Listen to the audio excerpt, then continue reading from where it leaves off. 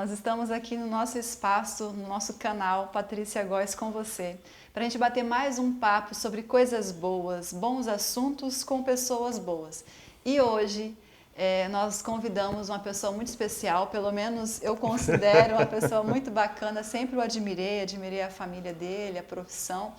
E aí pensei em convidá-lo para estar aqui, né? E que bacana, obrigada nos receber aqui na sua casa, tomando o seu cafezinho famoso, porque eu sei que você é muito fã de café. Professor Sim. Luiz Medeiros, obrigada por nos dar essa oportunidade de estar aqui. Patrícia, eu que agradeço pelo convite. É sempre bom a gente poder conversar, é sempre bom poder sentar, conversar, acompanhado de um café melhor ainda, né? Mas eu acho que a gente precisa usufruir desses pequenos prazeres da vida e que às vezes nos tornam tão melhores de poder sentar, conversar um pouquinho sobre a nossa existência. Eu que agradeço, de verdade. Tá uma delícia, viu? Gente, tá Que sem bom. açúcar, do jeito que eu Opa. gosto. Bom, gente, por que nós convidamos, né? É claro que o papo aqui, inclusive, eu até peço que você compartilhe, comente sobre histórias que você conheça, histórias inspiradoras, com pessoas inspiradoras, para a gente conversar, como nós estamos fazendo aqui hoje. E aí, o que me chamou a atenção, são vários pontos da sua história, né? Mas um professor que é apaixonado pela sua profissão, hoje você é professor do Instituto Federal de Rondônia, aqui em Paraná, né? Exato. E veio para Rondônia há quase 17 anos, recém-casado, tipo, muito recém-casado com a esposa, porque passou no concurso, veio aqui fazer o concurso, passou e veio com a esposa encarar essa novidade na vida de um casal, né? Por quê, né? O que fez você vir para Rondônia, morava no Paraná, para ser professor aqui em Ji-Paraná com a esposa? Acho que são questões, Patrícia, que vão aparecendo na nossa história, né? Que vão constituindo a nossa história. Primeiro, éramos recém-formados, estávamos no último ano do nosso curso de letras, tanto eu quanto a minha esposa somos formados em letras, e precisávamos trabalhar, né? E visávamos algum concurso público e saiu aqui para Rondônia.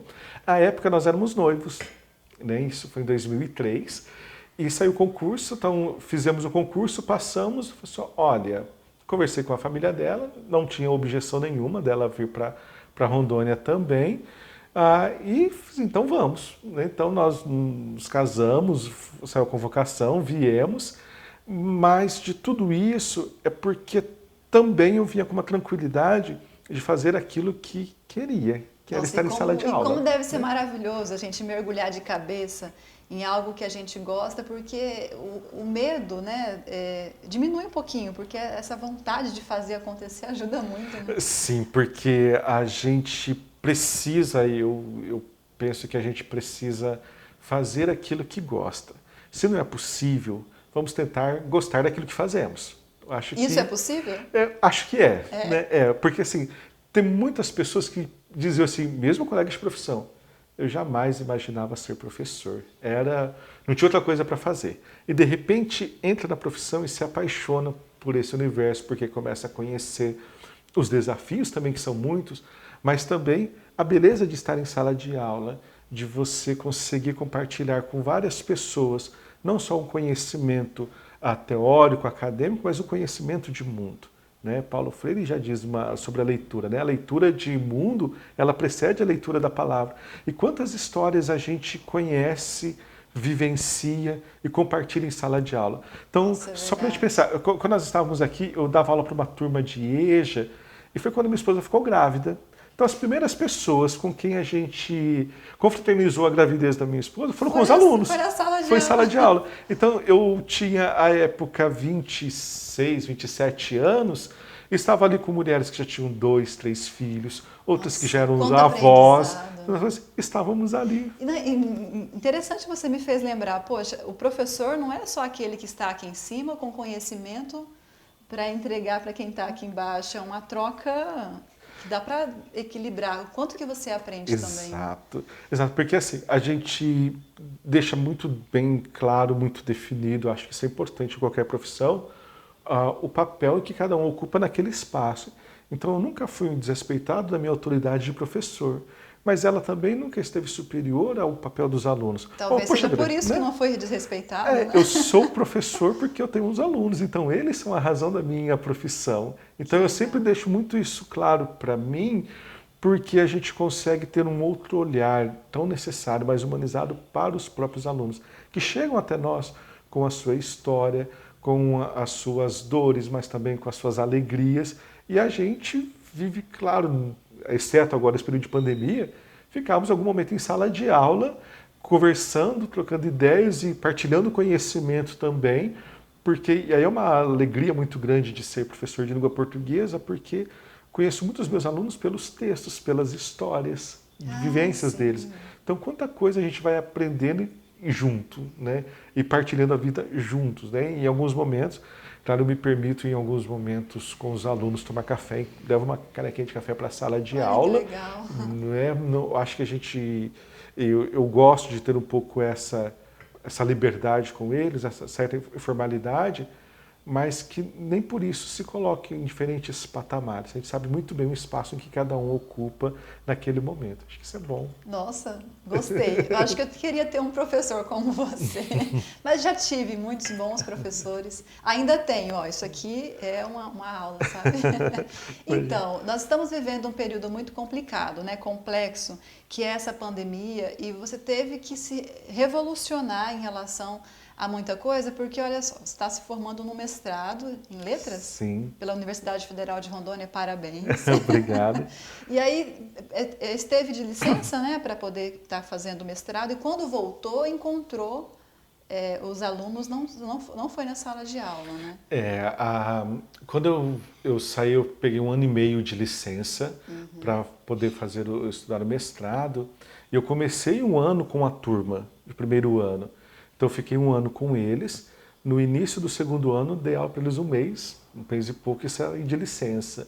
E retornei agora. Nossa. Quando eu já estava no terceiro ano, já no segundo semestre estava se formando, mas não os vi mais. Então assim, a gente só se encontrava pela internet mesmo. Então, de repente, eu volto para a sala de aula, um lugar que eu gosto, um lugar que eu me sinto bem, mas não era mais uma sala presencial.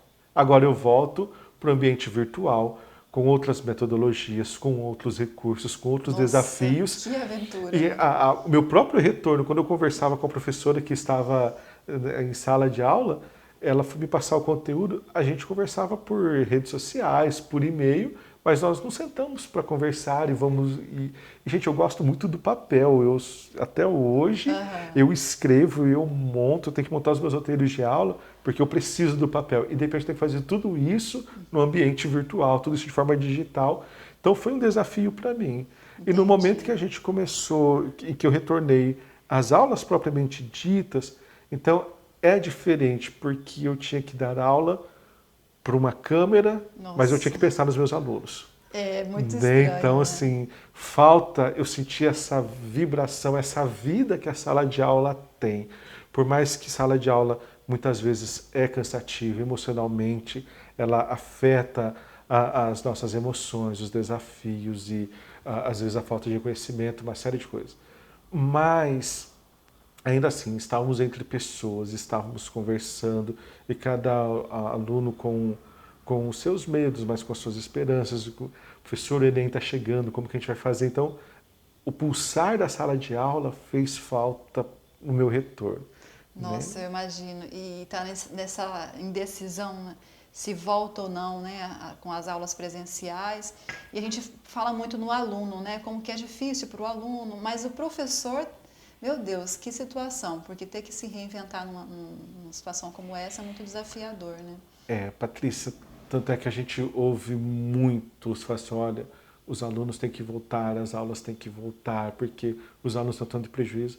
Não são os alunos, é a educação de um modo geral. Então, quando a gente pensa em sala de aula, então, quantos alunos estarão em sala de aula? Porque isso era uma preocupação que nós, professores, nos sentíamos. Mas o aluno precisa estar em sala de aula. Então isso já é uma discussão antiga que nem sempre era ouvida, né? Então pega lá essa aula com 40 alunos, às vezes com mais alunos, agora não pode. Então temos esse distanciamento. Então precisam estar os alunos, mas e o professor que estará no mesmo ambiente que esses alunos? os outros profissionais que vão trabalhar diretamente com o aluno, porque além do professor, tem o pessoal da parte pedagógica, que às vezes conversa com o aluno, as orientações. Então, assim, é um número de pessoas muito grande para se pensar. E isso eu conversava muito com os alunos. Quando estávamos em aulas remotas, assim, estou sentindo, vocês estão sentindo, mas era a melhor alternativa para esse momento. Agora, para o retorno, é preciso que, primeiro, tem também a saúde do próprio professor. Sim, claro. Mas, segundo, se está em sala de aula, se ele se infecta, né, se contamina, mesmo que esteja sintomático, pode passar para os alunos também. Então, é uma cadeia de contaminação. É muito difícil, né? É muito mais complexo do que simplesmente vamos voltar. Entendi. Então, outras coisas que têm que ser vistas. Legal. Bom, são muitos assuntos que a gente poderia abordar aqui, né? Mas eu fiquei muito feliz na oportunidade de entrevistar um professor, né? Espero que esteja representando todos os professores aqui, especialmente em Ji-Paraná, porque, gente, o que seríamos, né, sem um professor? E nesse período que nós estamos vivendo, nesse contexto, vocês ainda têm um papel fundamental, né? Continuam tendo esse papel fundamental. Quando a gente pensa, eu conversava muito com os alunos no final do ano passado, mais ou menos em meados de outubro, eu acho que foi o momento em que a gente começou a sentir muito as aulas remotas. Porque até então, no começo, lá para março, estava todo mundo como é que fazer, como é que não ia, então teve que se adaptar, né?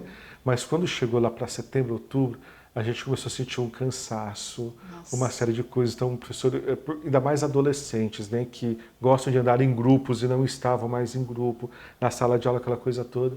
E eu dizia para eles que era uma verdade. Eu disse, olha, nós estamos distantes, é o que temos para hoje e precisamos, estamos distantes um do outro. Mas eu não quero que vocês se sintam sozinhos, porque nós não estávamos sozinhos. Então, Patrícia, virou uma loucura a nossa vida, porque, de repente, à noite, o WhatsApp, eu estava lá, era aluno tirando dúvidas, era aluno com dificuldades. Então, muitos professores, isso não vou falar só por mim, né, não fui o único, mas muitos professores perderam esse espaço de, abriram mão, né, nem que perder, mas abriram mão desse espaço de descanso, de estar com a família para atender aluno. Porque havia essa preocupação de que eles não se sentissem sozinhos. Entendi. E acho que isso foi muito importante. Nós nos cansamos também, é bem verdade, isso houve um cansaço nosso. O trabalho docente ele triplicou com a pandemia, né? Foi muito desgastante, estamos vivendo esse ano, é desgastante, mas a gente precisava pensar, nesse momento, é aquela questão de proteção mesmo, né? Então eu preciso pensar um pouco nos alunos também. Então dali a gente vai utilizando diversos recursos que a gente pode lançar a mão para que a gente possa cumprir minimamente aquilo que está ao nosso alcance, para que eles possam estudar da melhor maneira que pudermos contribuir, né? É verdade. Bom, nosso tempo está quase terminando, mas uma coisa que é muito importante que eu tenho refletido, e nós conversamos até um pouco antes da entrevista, é como lidar emocionalmente, né, uma questão até psicológica também, com essa realidade, e que como lidar, né? Como que você enxerga o que nós estamos vivendo hoje em relação a as pessoas passavam pouquíssimo tempo dentro de casa e agora a casa é o refúgio, né? É onde a gente deve ficar se necessário, né? Eu imagino que muitos alunos, né, estão passando por essa dificuldade, né, esse distanciamento, os professores também, mas de um modo geral nós estamos vivendo uma época de mudança muito grande, apesar de repetir algumas coisas, né, da história. Mas lá na frente a gente vai olhar para trás e falar, nossa, olha o que a gente viveu, né? Porque a pandemia, e eu vi há algum tempo uma fala do Leandro Carnal nesse sentido, ele dizia, a pandemia ela acelera algumas coisas que poderiam acontecer. Porque, veja, nesse momento, não é que a gente poderia pensar num ensino, se fala muito hoje, ensino híbrido, parte presencial, parte online, não. De repente teve que ser tudo online. E quando a gente fala de repente, é quase que de repente mesmo. Né? Então, temos um marco aí, que é o mês de março de 2020, em que, olha, é pandemia, então isolamento, afastamento, e a gente teve que se reinventar. Então, assim, naquela profusão de sensações e de incertezas. Então a gente até brinca, usa a metáfora, né? A gente está trocando o pneu do carro com o carro em movimento. Nossa! Foi o que a gente teve que fazer É bem ano passado, assim, né? Mas, por outro lado, Patrícia, a gente parou. E no momento, algo que eu ouvia desde quando eu era adolescente, que o mundo está sempre em movimento, globalização, eu lembro muito isso da minha formação, e é cada vez mais o que era o tempo. Então, vamos economizar tempo. Aquele tempo que a gente economizava, a gente arrumava outra coisa para fazer, e então não podia se perder tempo, né? De repente, a gente teve que parar. Eu acho muito interessante que nós começamos a observar um pouco para nossa casa, né? Que era o nosso lugar de descanso, era o nosso lugar Sim, de nos sentirmos bem, e de repente tudo está em casa. Então, trabalhei, terminou meu trabalho, dependendo da profissão, fecho a porta da minha sala de trabalho e vou para casa. Não preciso mais pensar em trabalho. Agora o trabalho está em casa, né? Eu vi uma charge muito interessante, que tinha uma professora dando aula, e de repente entra o filho e pede desculpas, e uma pessoa do outro lado da tela diz assim: "Ah, professora, o seu filho invadiu a nossa aula?" Ela: "Não, foi a aula que invadiu a minha casa", né? Então, nossa, é bem isso mesmo. Porque a gente começou a dar aula no início, era muito engraçado, diversas situações.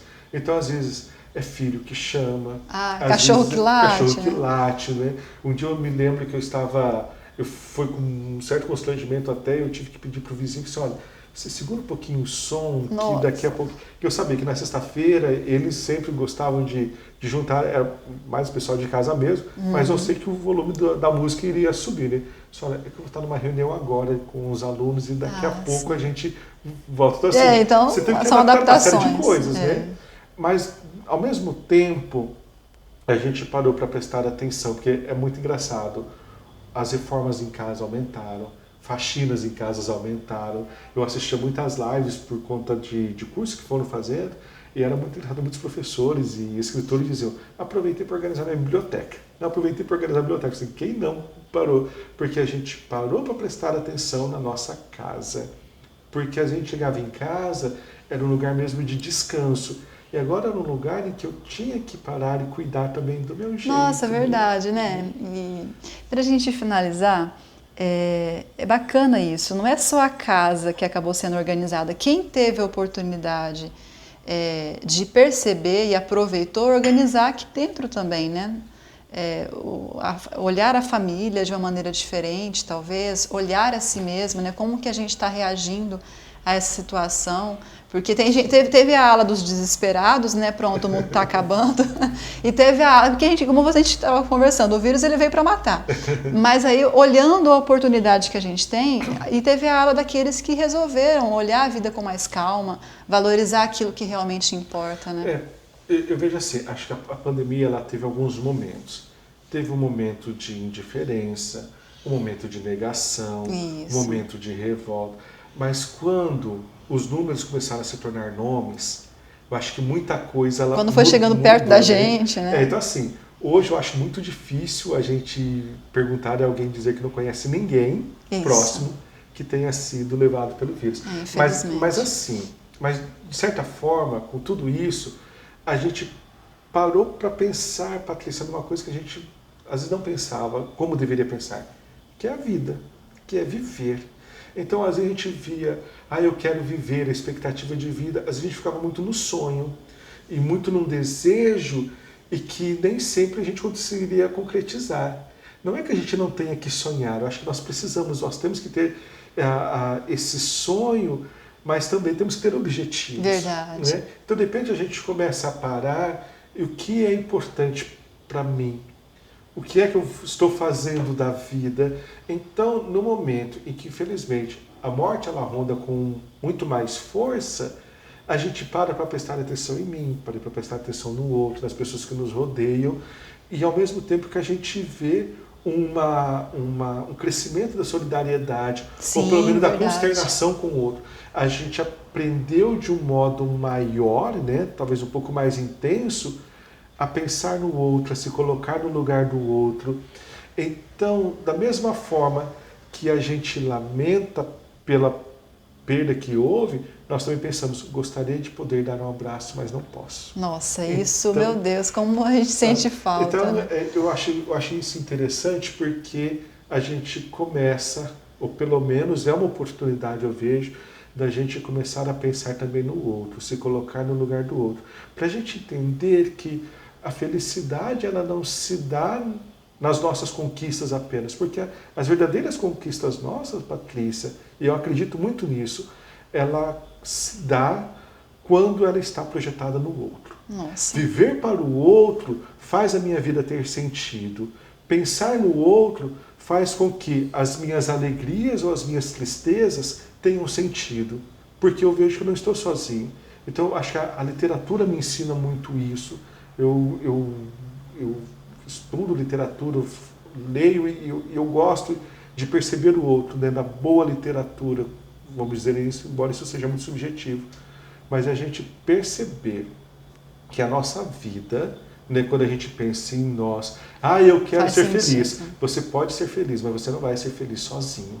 Ninguém consegue ser feliz sozinho. Concordo com você. E por mais que a pessoa ache que está sendo feliz, mas existe um vazio ali dentro, que está naquele anseio, alguma coisa está faltando, sabe? Não, mas tá bom, mas não está bom.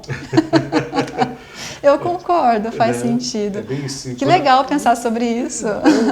Mas eu acho assim, muito interessante porque, de repente, a gente começa a ver que as tristezas do outro, elas são únicas. Eu não posso dizer, eu sei o que você está sentindo, porque eu não sei. A gente pode se imaginar. Pode dizer, olha, eu entendo que você está sofrendo e me solidarizo com você. Também passei por sofrimento, a gente pode dar o mesmo nome, mas sentir cada um sente a sua maneira. Verdade. Entretanto, a gente consegue se colocar no lugar do outro.